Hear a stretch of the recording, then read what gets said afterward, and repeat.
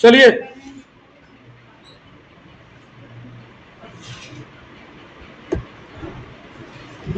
Balance sheet, इसमें हम ज्यादा समय नहीं लगाएंगे, इसमें बहुत एक ही क्लास लगानी है आज की बस।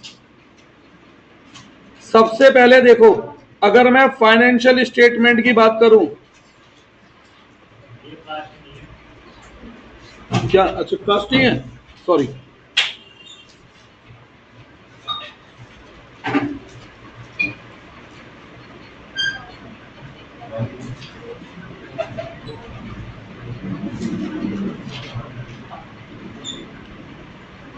हो गया कास्ट, नहीं हो जाएगा, हो गया, चलो।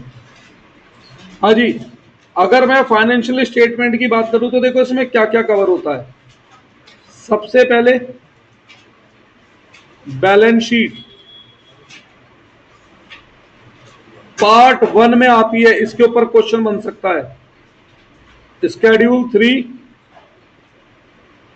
Company act 2013 revised.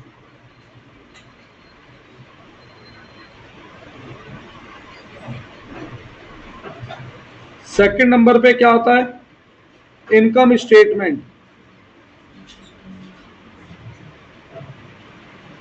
पार्ट 2, इसके ऊपर न्यूमेरिक वो बनता है एमसीक्यू, शेड्यूल 3 कंपनी एक्ट।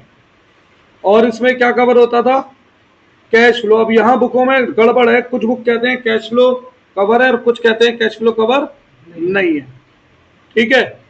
तो ये फाइनेंशियल स्टेटमेंट का इसमें थ्योरिटिकली, और थ्योरी का वैसे भी मैं अलग से आपको इसका पूरा पोर्शन पढ़ाऊंगा ही, जिसमें मेरे को स्टैटिस्टिक एनालाइज ये सब कराना, तो ध्यान आ रहा है। एक बार वो नोट्स लिया, उसी को कोई कर लेंगे, उससे ये काम कर लेंगे। वो लिखवाए तो थे मैंने रिसेंटली में बहुत जल्दी पहले। अब आते हैं मेन बैलेंस शीट के फॉर्मेट पे। बैलेंस शीट का फॉर्मेट वर्टिकल है, हॉरिजॉन्टल है, वर्टिकल है। ध्यान है, मेन हेड कितने थे और सब हेड क्या थे। मेन हेड लिखता हूं सबसे पहले, चलो। मेन हेड कुछ मैंने ऐसे लिखवाए थे, शोर शराबा नहीं चलेगा, नहीं चलेगा। थोड़ा गैप क्यों लिखा है, इसके नीचे सब हेड भी लिखने हैं क्योंकि, है ना बेटा। पहला एस क्या था, शेयर होल्डर फंड।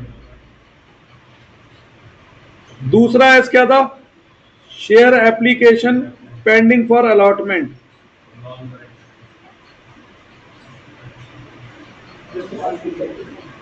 इसमें क्या था, नॉन करंट लाइबिलिटी।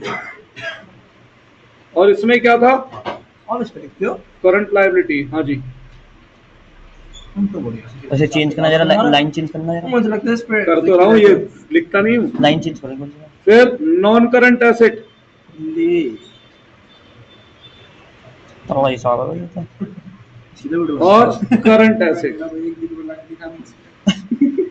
ना भाई, मजा आता हो तुम्हें पता लगेगी कहाँ लिखूंगी, उस पर उस जगह पर आए। इस पे तो राइटिंग में लगी है। चलो जाओ बैठो वहां। ये तो हो गए मेन हेड, शोर शराबा नहीं चलेगा, नहीं चलेगा। मेन हेड का ऑर्डर भी पूछा जा सकता है हमसे वन मार्कर में, भाई वो दे दें पूछ लें कि 1 2 3 4 या 1 3 5। इसमें कोई डाउट है। अब आते हैं सब हेड में। सुनो बेटा, सब हेड कैसे याद रखता हूं, इसमें मैंने याद रखा श्री राम। तो पहले एस से शेयर कैपिटल और आर से रिजर्व एंड सरप्लस।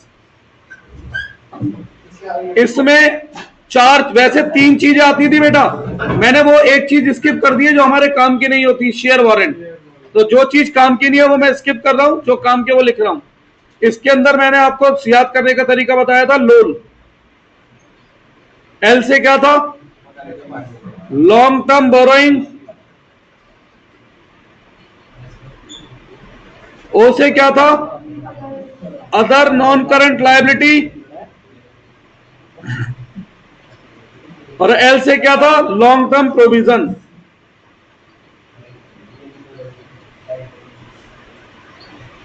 ये जैसे लिक्विड एसिड्स होते हैं तो ऐसे लिक्विड लायबिलिटीज भी होती हैं।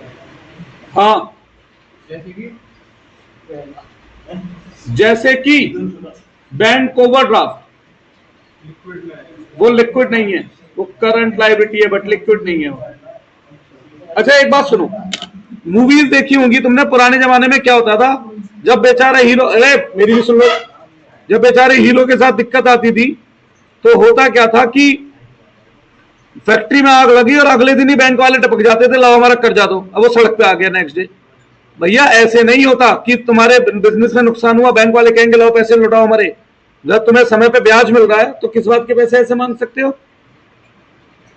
ठीक है ना, ऐसे प्रेशर नहीं बना सकते वो मेरे पे कि अगले दिन पैसे दो, क्यों दो भाई, मेरे कोई ब्याज में डिफॉल्ट किया है, किसने करा है? ठीक है ना। इसका मैंने एक शब्द बनाया था स्टॉस, कुछ याद आ रहा है? शब्द बनाया था स्टॉस, एस से क्या था? शॉर्ट टर्म बोरोइंग या प्रोविजन।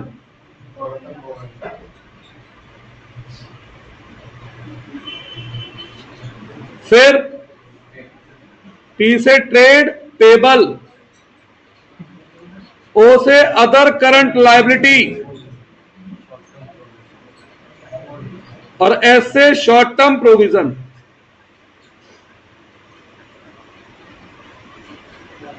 नॉन करंट एसेट में क्या था हमारा? टिक्की,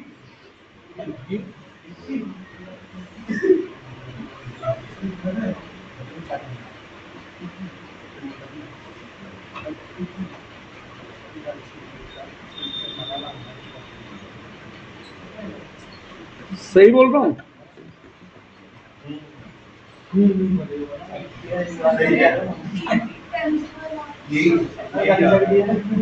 नहीं, फिर नहीं लाना ऑरेंजेस, टिक्की तो उसके अंदर का सब ऐड था। अरे अपने वीडियो चला तो भैया वो जो करवा रहे हैं।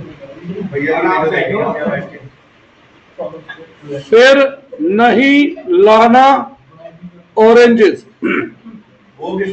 इस पी का अंदर था property plant and equipment,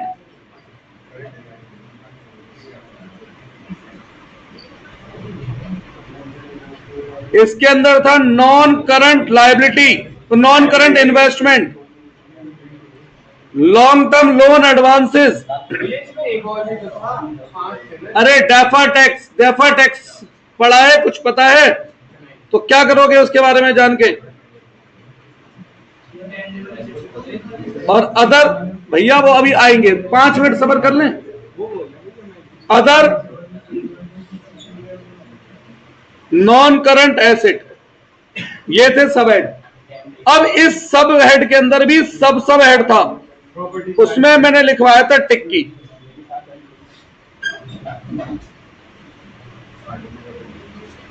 T मतलब टेंजेबल एसेट, आई मतलब इंटेंजेबल एसेट, सी मतलब कैपिटल WIP और आई मतलब इंटेंजेबल एसेट अंडर डेवलपमेंट। तो सब हेड के भी सब हेड थे, इंटेंजेबल एसेट अंडर डेवलपमेंट। ये हेड सब हेड एक बार मैं आपको रिकॉल करा रहा हूं, बाकी तो क्वेश्चन डिस्कस करेंगे। करंट एसेट में मैंने क्या लिखवाया था? चल इधर तेरे चाचा, कुछ ऐसी याद करवाई थी ना ऑर्डर। शैंपेन की स्पेलिंग मैंने गलत लिखी थी, सी से होती है पर लिखी थी एस।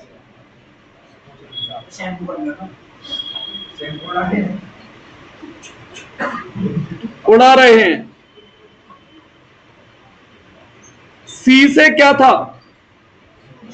Current investment. आई से क्या था? इन्वेंट्री। टी से क्या था? Trade receivable. बेटा एग्जाम में क्वेश्चन बनते हैं इन पे। सी से क्या था? Cash and cash equivalent. हाँ बेटा, अब क्वेश्चन ऐसे आ गया कि करेक्ट ऑर्डर बताओ बैलेंस शीट का। हाँ, एमसीक्यू में तो बिल्कुल आ सकता है। कई बार बोर्ड एग्जाम में 3 नंबर का क्वेश्चन आया है कि सीक्वेंस में करंट लायबिलिटी के वो लिखो ऑर्डर। ये तुम्हारी किस्मत अच्छी है कि फंसा नहीं वो, ऐसा समझ में आया? तो भैया सब पढ़ो जब करना है तो। ऐसे short term loan advances,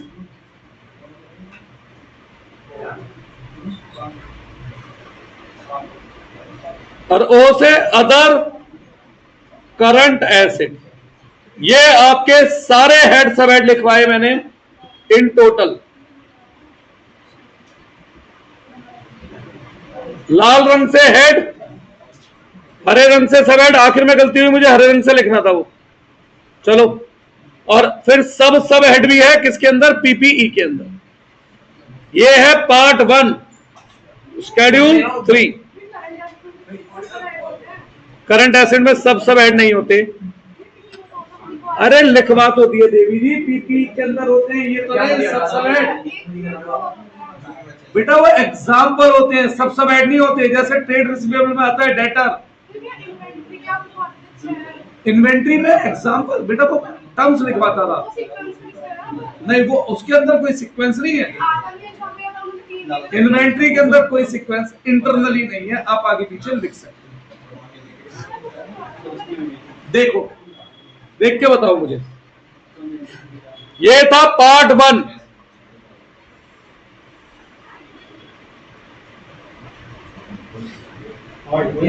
schedule 3।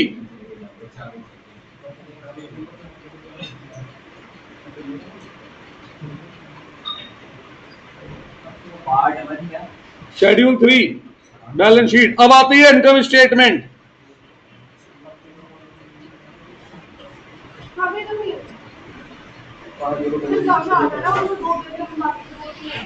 नहीं बेटा, वो तो आपका मन है, आप इन्हें आगे पीछे कर सकते हो। ये एग्जाम है, ये नहीं लिखवा दूंगी, मैं लिखवा दूंगा, इसकी फोटो है ना। मेरे हेड सब एडवाइस करा यार। इनकम स्टेटमेंट,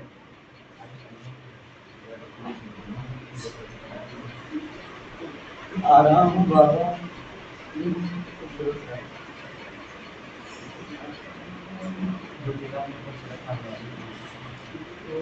अब पूरे साल पढ़ो ना, और फिर पेपर से एक दिन पहले कह दो हारा हूं बाबा, बस तुम पे भरोसा है? तो बाबा कहते हैं बेटा मैं बहुत दयालु हूं, चिंता मत कर, तेरे पास समय कम पड़ गया ना, समय ले, 1 साल और दिला दूंगा तुझे। उनके भी भाव समझ है भाई।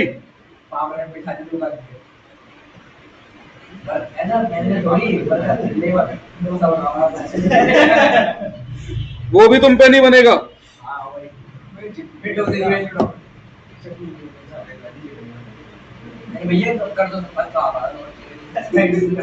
क्या?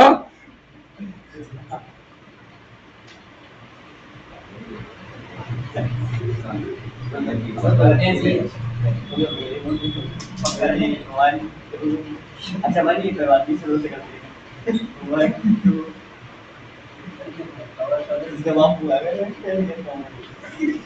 पढ़ना भाई जी अब थोड़ा सा।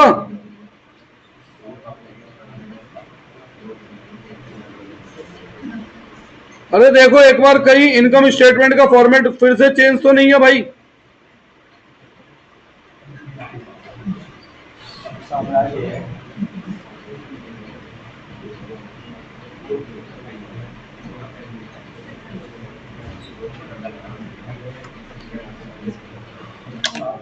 करे नहीं बताओ। देखो इनकम स्टेटमेंट में सबसे पहले नंबर पे क्या आता है? Revenue from operation.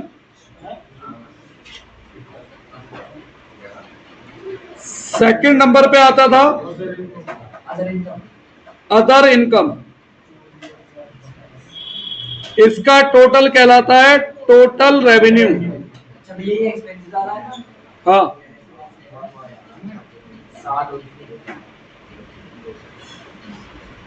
फिर आते थे एक्सपेंसेस,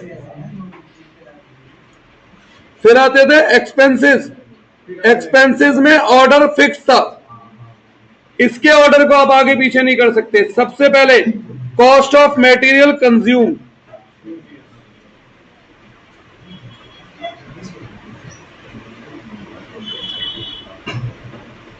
इसके बाद परचेज ऑफ फिनिश गुड्स, क्योंकि raw material purchase of finish goods. फिर उसके बाद चेंज इन इन्वेंट्री, इसके बाद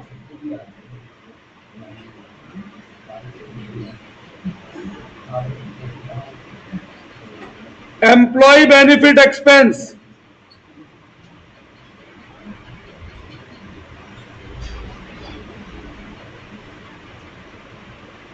उसके बाद फाइनेंस कॉस्ट, उसके बाद डेप्रिसिएशन एंड अमोर्टाइजेशन,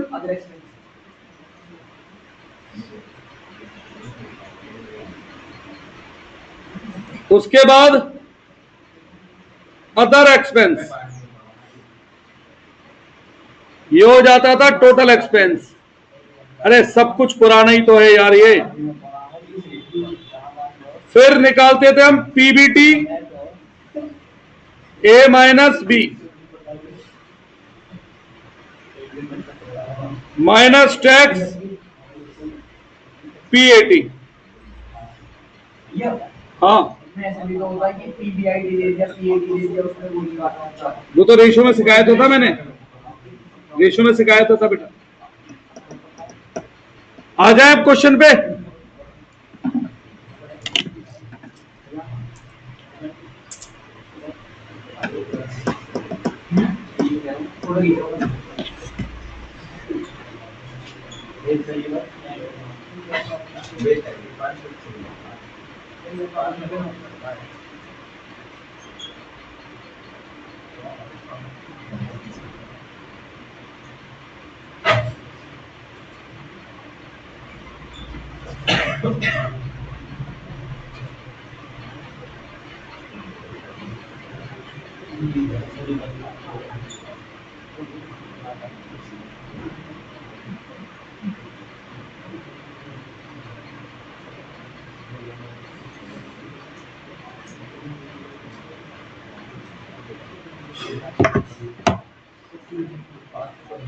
बच्चों अगर आप लोग देखो शांत हो जाए तो मैं पढ़ा लूं। फिर राघव फिर छुट्टी पे आज।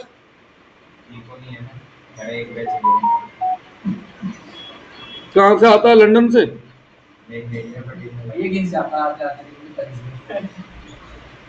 चलिए भैया आ रहा हूं मैं फॉर्मेट पे अब।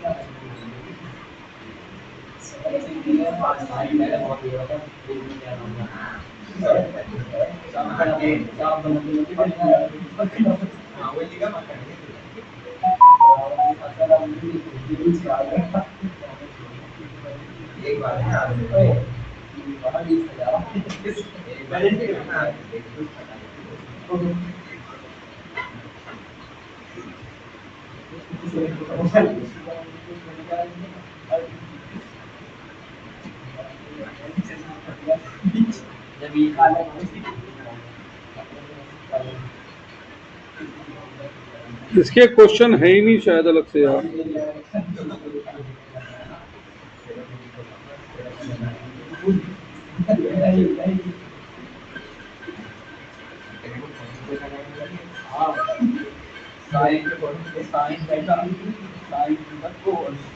चलो देखो यहाँ पे रेशो के साथ मिक्स है कुछ।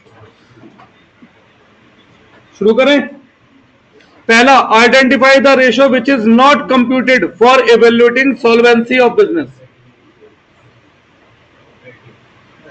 ऑपरेटिंग, क्यों? ये प्रॉफिटेबिलिटी होता है बेटा, ठीक है। मैच, एसी चलेगा भाई, आज पक्का चलेगा। 1% चांस है भैया, कल हो जाए तभी बुलाना है। 1% ठीक है, मैं करवा दूंगा तो। अरे भाई कंपनी वाले को बुलाना है मुझे, क्योंकि गारंटी में इसकी कॉइल चेंज होगी सारी। आपकी भी कॉइल चेंज होगी सारी, हाँ। उसकी गारंटी नहीं होती भाई साहब, वो 1 साल के अंदर अंदर में सब गारंटी होती है 100%। कॉइल की 3 महीने की होती है, कूलिंग कॉइल ही तो कह रहे हो। कूलिंग कॉइल की बस 3 महीने की गारंटी तो है। गैस की गैस की होती है 1 साल की। तो बस, तो सुनिए अब। हाँ भाई,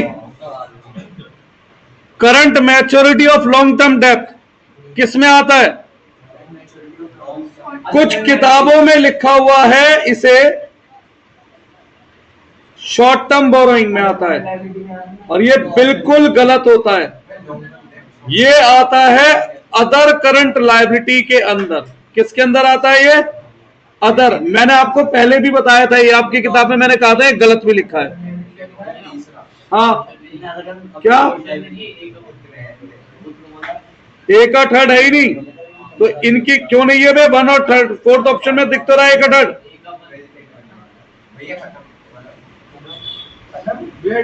एक का 1 क्या कह रहा है? बस सुनो, ये दिख नहीं रहा।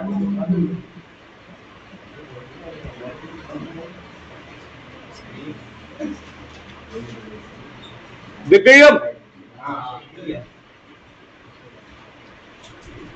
सिक्योरिटी प्रीमियम किस में आता है? आउटस्टैंडिंग सैलरी, ये भी आती है अदर करंट लायबिलिटी में। प्रीमियम आता है अदर नॉन। अब मैंने आपसे बोला था ना कि कुछ बुक वाले करंट मैच्योरिटी को शॉर्ट टर्म बोरोइंग में लेते हैं, तो हमें तो उसमें लेना है। ठीक है, हमें अदर में लेना है। ऑप्शन ही ना बचे तो बात अलग है। क्लियर है बेटा? तो ये आप भी नहीं है, लगाना तो पड़ेगा। अरे अभी तो सही मैं हूं ना समझाने के लिए, सही गलत का। What is correct sequence? ले भाई, तू कह रहा था ऑर्डर नहीं, ये जरूरत आ गया, आ गया question. Share holder fund, non current liability, current शोर शराबा नहीं चलेगा। एस, शेयर होल्डर फंड, शराबा, share application money pending for allotment है ही नहीं। थर्ड ऑप्शन नहीं, नॉन करंट लायबिलिटी चलेगा। करंट लायबिलिटी कौन सी ऑप्शन दिख रही है? Third option CAECD। जरूरत पड़ेगी भाई, अभी ऐसी अंदर आगे और भी पड़ेगी। अधूरा पढ़ने में कोई फायदा नहीं, पूरा पढ़ो। अब हाँ जी, trade payable to be settle beyond 12 month. Long term provide, long term, ये नीचे है ना। रुक जाओ ना,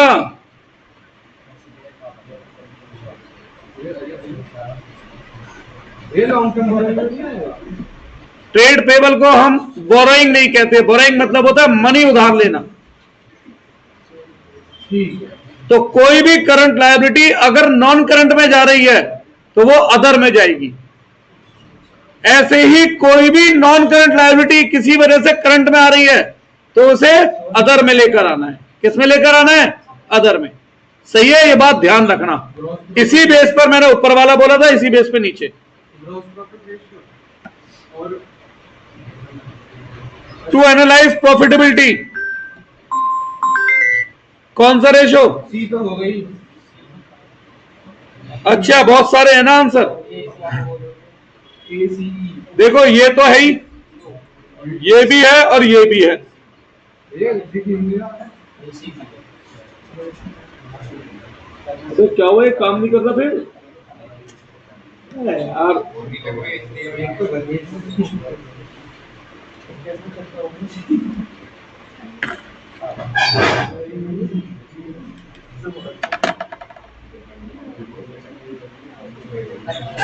बेटा पढ़ लो, देखो मैं भी बहुत थकान में हूं।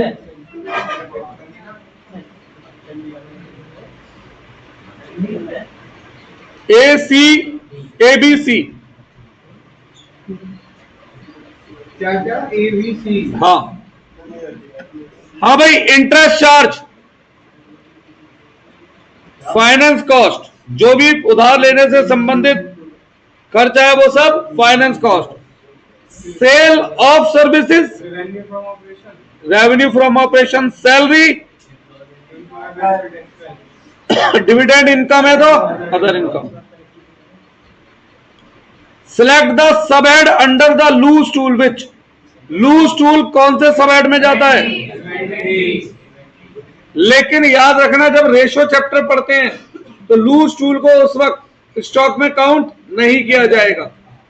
सही है। मेजर हेड और sub head, fix asset,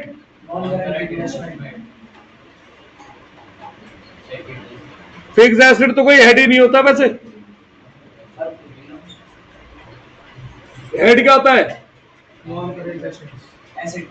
PPE. Property plant. Current asset, short term provision, current asset है, सॉरी करंट एसेट है inventory. Current liability, short term provision. Share holder fund, Money received against share warranty. Correct sequence of capital in company balance sheet. ये तो मैंने share में पढ़ाई दिया। सबसे पहले क्या आता है? ऑथोराइज, फिर उसके बाद इशूड, फिर और फिर ये इशू ऑफ शेयर में भी कवर हो जाता है।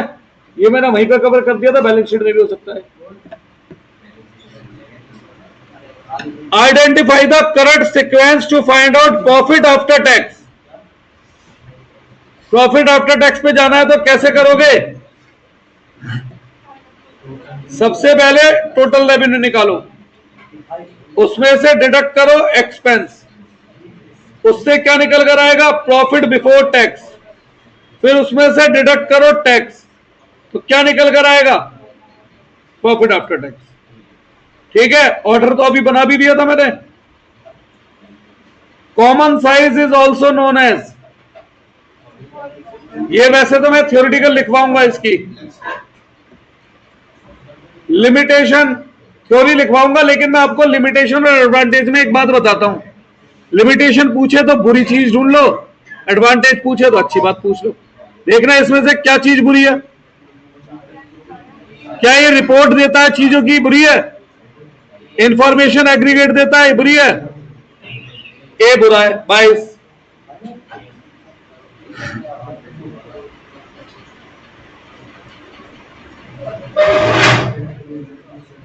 और इंट्रीम रिपोर्ट तो बाकी थ्योरी में करेंगे तब देखेंगे। लिक्विड रेशो कौन से होते हैं? रेशो वैसे तो पढ़ चुके हैं हम, देख लेते हैं। और भी कोई?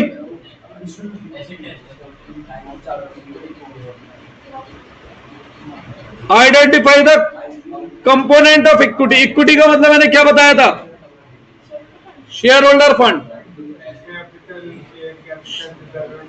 श्री राम लंका चले पैदल, फादर इज कॉलिंग मदर।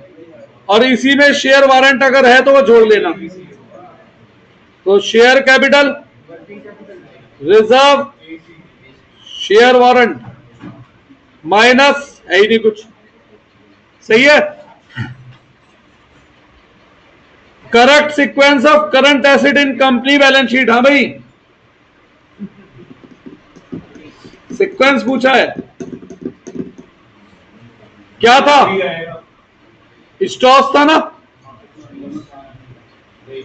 सबसे पहले करंट एसिड है, सॉरी चल इधर तेरे चाचा शैंपेन उड़ा रहे हैं, यही था ना। सबसे पहले करंट इन्वेस्टमेंट है 1, inventory 2, trade receivable 3, cash and cash equivalent 4, 5। तो सोनाक्षी भाई साहब है, जरूरत नहीं है ना, पढ़ लो बस। चलो भैया next question. While preparing common size balance sheet, each item of balance sheet is expressed as percentage। ये तो ध्यान ही होगा यार, जब कॉमन साइज बैलेंस शीट निकालते थे परसेंटेज के लिए बेस किसे लेते थे आप? टोटल एसेट या लायबिलिटी। बेटा बैलेंस शीट है, इनकम स्टेटमेंट में आरएफ होता। चलो भैया कहां चले? Next question. As per schedule 3 part 1, call in arrear कहां आता है? Main head, share holder fund और सब हेड।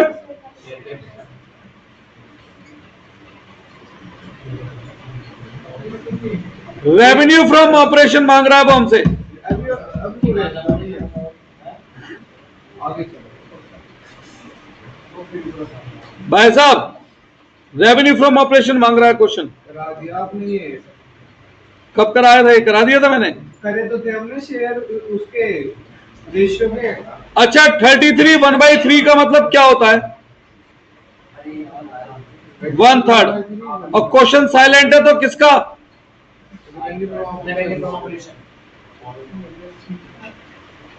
ये मैंने करा दिया था क्या? मुझे ऐसा क्यों लग रहा है नहीं कराया मैंने।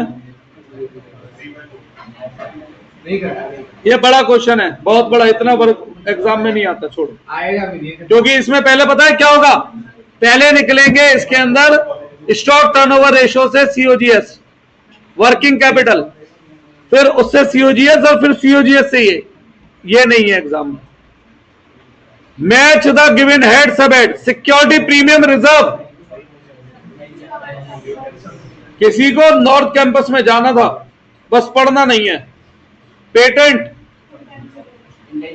Short term loan and advances.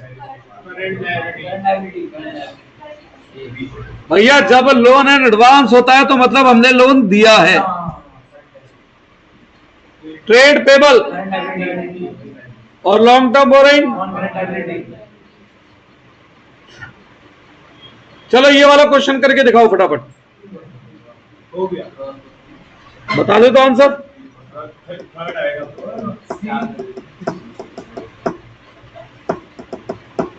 Revenue from operation 60 lakh है, जीपी 25% है, तो cost of revenue from operation कितना हो गया? 45,000। इसमें क्या है? तो जीपी को मांगा है उसने, जीपी 15,000। सही बोला था भैया। बस अब आप जाओ सदाई। नहीं भाई तुम्हारा कुछ नुकसान है?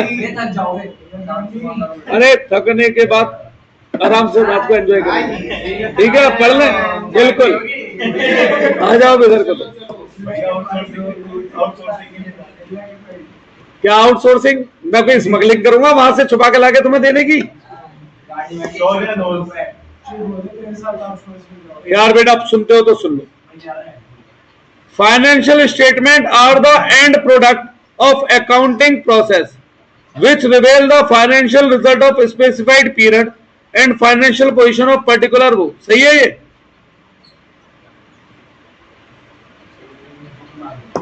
क्या ये एंड प्रोडक्ट है फाइनेंशियल स्टेटमेंट का? अब मेरे तो दो आंसर है। अगर मैं आधी किताबों को मानूं जो कहते हैं कैश फ्लो भी होता है, तो ये एंड प्रोडक्ट नहीं है। तो हमारे साथ आपके साथ कैश फ्लो है या नहीं है? भाई मेरे हिसाब से तो कैश फ्लो को अलग रखना चाहिए। वो शेड्यूल 3 में है, वो किसमें दे रखा है? वो दे रखा है क्या नाम है, AS3 में। दोनों अलग जगह हैं, तो मेरे हिसाब से तो ये सही होना चाहिए। और आर भी ठीक है, तो इसका रीजन यही है। इसका तो फिर ए आंसर ही है। डेब्ट इक्विटी रेशियो 2:1 सेटिस्फैक्टरी होता है। जनरली लो रेशियो फेवरेबल होता है। मेरे हिसाब से तो लो रेशियो बेकार होता है यार। जितना ज्यादा डेप्थ बिजनेस में उतना ट्रेड ऑन इक्विटी का बेनिफिट। पढ़ा नहीं था? आगे तो पढ़ो क्या लिखा है उसने। ए लो रेशियो इज कंसिडरेबल फेवरेबल। तो आधी सही है आधी गलत है। थर्ड पे आओ। Balance sheet of company need to show the complete detail of the share capital of the company. बिल्कुल उसमें सब दिखाते हैं ना, authorise issued subscribe as per ये balance sheet must disclose authorise. तो ठीक है, यही आंसर है, यानी दोनों ठीक है।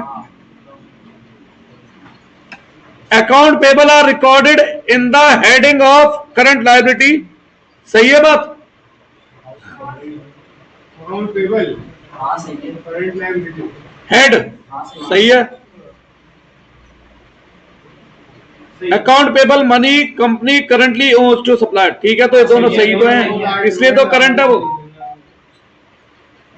अच्छा, कंटीजेंट लायबिलिटी क्या होता है ये बताओ मुझे। कंटीजेंट लायबिलिटी की हो भी सकती है बस। मेरे ऊपर किसी ने केस करवा कोर्ट में, अब जज कहता है कि अतुल मित्तल कल्प्रिट दिखते हैं, पर मैं अभी अगले मीटिंग में बताऊंगा या अगली डेट में बताऊंगा कि भैया कितनी पेनल्टी होनी चाहिए, कितनी इन्हें पेमेंट करनी, और इस बीच आ गई 31 मार्च। तो एक कंटीजेंट लायबिलिटी है नहीं है? ये तो होगी, पर कैसे कह रहे हो होगी सकती है नहीं? जज कह तो रहा है कि भैया कल्प्रिट दिख रहे हैं, लेकिन शॉर्ट थोड़ी है अभी कि कितना बताएंगे कि कितने दिन भाई जब उसने कल्प्रिट बोल दिया तो मैं शॉर्ट तो हो गया। अरे तो लायबिलिटी थोड़ी पता है कितने भाई साहब ये लायबिलिटी है बट ये प्रोविजन है। अब चलो तीन शब्दों का डिफरेंस बता रहा हूं। 90% बच्चे कंफ्यूज होते हैं कंटीजेंट लायबिलिटी, प्रोविजन और लायबिलिटी में। जब अमाउंट भी सर्टेन है और इवेंट भी सर्टेन है, मतलब देना ही देना है, वो लायबिलिटी है। जब इवेंट सर्टेन है बट अमाउंट अनसर्टेन है तो वो प्रोविजन है, और जब दोनों अनसर्टेन है तब वो क्या है? कंटीजेंट लायबिलिटी है। सही है? तो मेरे वाले केस में तो प्रोविजन किस में दिखाते हैं हम? करंट लायबिलिटी में दिखाते हैं। तो ये बात ध्यान दो बेटा, ठीक? अब कंटीजेंट लायबिलिटी क्या लायबिलिटी है पता नहीं, तो फिर बैलेंस शीट में कहां दिखाऊं? पर भैया एक कॉन्सेप्ट पढ़ा था हमने 10वीं 11वीं क्लास में, फुल डिस्क्लोजर कॉन्सेप्ट। कोई भी या मैटरनिटी कॉन्सेप्ट, कोई भी इंफॉर्मेशन जो मटेरियल है उसके बारे में अकाउंट यूजर को पता होना चाहिए। अब अगर मेरे अगेंस्ट 100 करोड़ का केस चल रहा है तो क्या अकाउंट यूजर को पता होना चाहिए नहीं होना चाहिए? होना चाहिए। मेरा बिजनेस 1 करोड़ का, मेरे ऊपर 20 लाख का केस है तो पता होना चाहिए नहीं होना चाहिए? तो फिर तुम कह रहे हो ये तो कंटीजेंट है, बैलेंस शीट में आएगा नहीं, तो पता कैसे लगे उसे? तो इसे हम डिस्क्लोज करते हैं बैलेंस शीट के नीचे एज ए फुटनोट, और ये होता है लास्ट सब हेड। ये क्या होता है? लास्ट सब हेड होता है ये, जो कि बैलेंस शीट में नहीं दिखता है। तो contingent liability are shown in non current liability section, ये तो गलत है। Contingent liability refer to claim which is uncertain, तो क्लेम भी अनसर्टेन है और अमाउंट भी अनसर्टेन है, तो कंटीजेंट। ये ठीक है। का कि क्या रहने 5 मिनट और दे दे, बस 5 मिनट और। Comparative statement are more useful for analysing financial performance over time. Comparative में टाइम को कंपेयर करते हैं क्या हम? यस, 2 साल। Comparative statement show change in financial data over a period of time, बिल्कुल ठीक है। तो ये आंसर ए। कितने हैं ये? बस खत्म होने वाले हैं यार लोग। यहां से तो रेशियो शुरू है ना, तो यहां तक ही तो है बस। 7 हो गए, 7 8 9 10 खत्म। Common size useful for comparing financial structure and performance of different business. बिल्कुल, कॉमन साइज में 2 बिजनेस भी हो सकते हैं, 2 पीरियड भी हो सकते हैं। Common size statement express different financial item as percentage of total, ये भी ठीक है। तो A. Comparative statement are useful for evaluating companies financial performance against industry, बिल्कुल गलत। जब कंपनी और इंडस्ट्री का रिलेशन हो तो बेटा उसे हम कॉमन साइज कहते हैं, ना कि कंपैरेटिव। क्या कहते हैं उसे? Common size. जब एक और दो अलग अलग कंपनियों का हो तो वो हमेशा क्या होता है? Common size. और इसने क्या बोला? कंपैरेटिव। ये भी गलती हो गया। फिर अगर ऑपरेटिंग रेशो 100 है तो ऑपरेटिंग प्रॉफिट रेशो कितना होगा पता है हमें? 0। ऑपरेटिंग रेशो, सॉरी, मैंने आपको बताया था operating profit ratio plus operating ratio जुड़कर 100 होता है। ये बता रखी है मैंने बात। इसके बेस पर ये आंसर है, देखो जरा। सही है पहला?